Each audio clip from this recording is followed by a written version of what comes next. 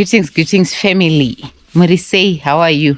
So guys, my English is not good. My English is bad.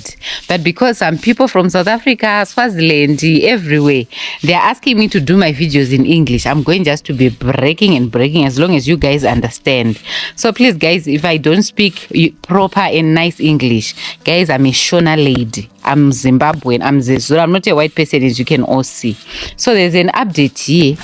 Today is day 3. This is how our home is looking like. Don't forget, this is my Nini. My Nini, please say hi. Hi. This is my Bamnini, guys. So we have an issue here with Bamnini, guys. Me, I didn't want to break this house because this house is old. But Bamnini is saying we must destroy this house. Me, my plan was we just roof it. I don't know how. But Bamnini is saying, my guru, this house is too old. We must break it and put a new one. Bamnini, what are you saying? It's okay. Utesemuni mitswi makreka. Makreka. Kudotsemuka kubva panze arikanyatsa bvira foundation kutsemuka kwacho. Akabvira foundation makreka. Manje asati akunyatsooneka but iri kupromisa kutsemuka. Anomuona? Ikreki. Ichi. Iri kubudikira apa ikreki. Makreka. Makreka yes. So kutoti kana even munhu anyanya nokwera pamusoro achirufa pari risk. Okay. And then aiwa kuona ndechitozviona but pfungwa dzangu I don't know anything about building. Mupfungwa mangu musoro mangu mune kuti haanedi zvinogadzirika kutonzi kutoripeya kuti utomagadzirwa wangofanira kwakuzi ringe dototanga kufoundation. Alright. Saka imba ino yeBamnini takanzi taibvisa tairemova. Mutotanga kuchera foundation. Exactly. Saka zvoro patoi destroy. Nhungo idzi ndo dzimwe chete dzichashanda here kuti nhungo chete handiti. Nhungo ya dzimwe dzinonyanda dzimwe dzichashanda. Alright. And then kana muchida kuisika panapa. To tango kupanda mango bakro pamusoro pe foundation. Okay. Wo pamusoro pe foundation iwe. Alright. Ngatifunge nezvazvo Bamnini tofunga nezvazvo tichita zvimwe. But tiuka apa paside apa. Tikanzi tabvisa inoi. Ndikuedza kufunga kuti chii chimwe chatingaisa tikanzi tabvisa inoi. Saka tichikuda kuisa nzvimbo yekugochera. Kauti kana kuti kagazebo kana kuti tichokaisa vapi.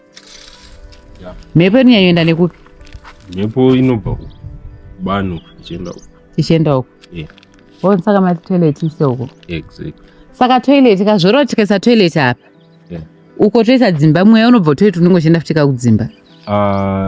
Isusu said like what we said.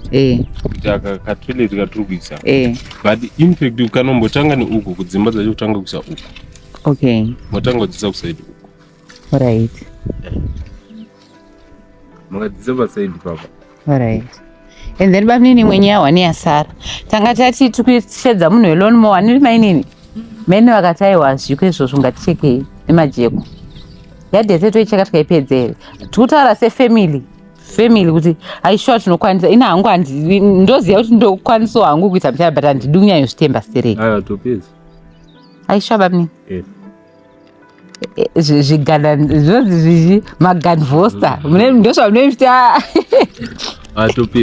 Do you think zvotango yakura seBamnini kucheka? Because zvinhu zvatiwandira Bamnini tingori 3 tikuda kuvaka makicheni.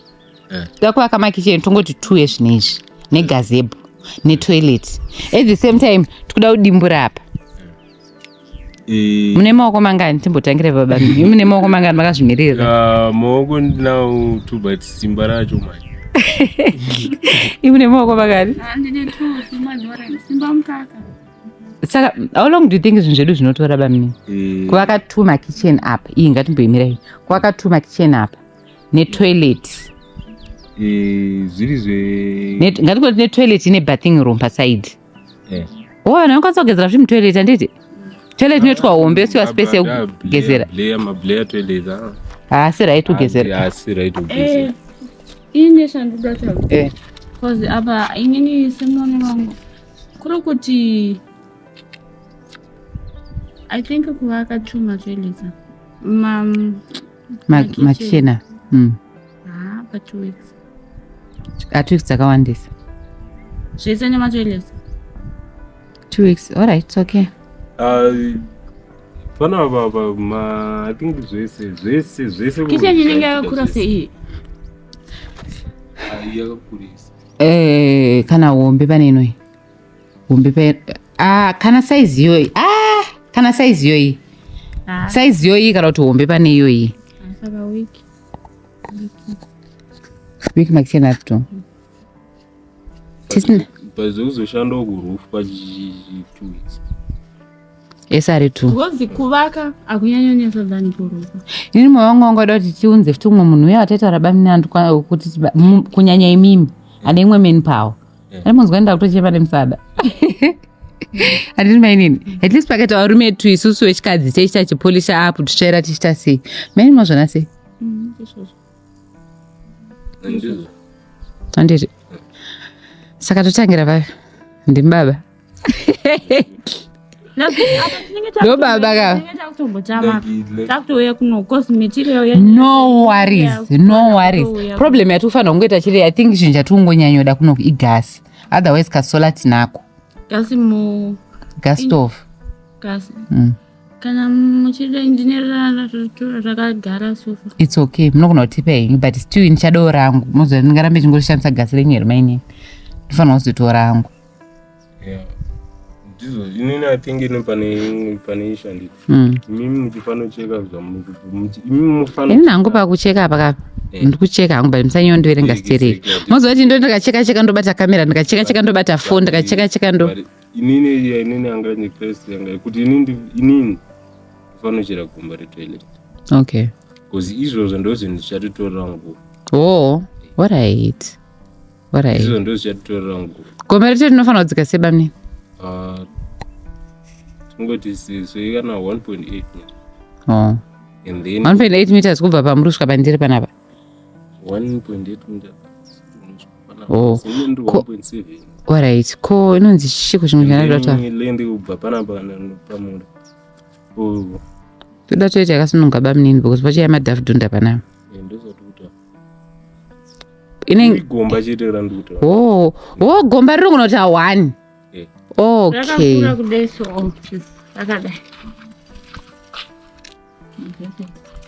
alright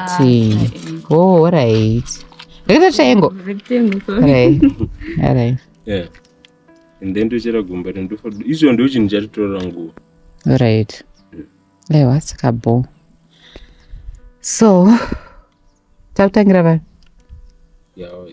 for today toda kubvisa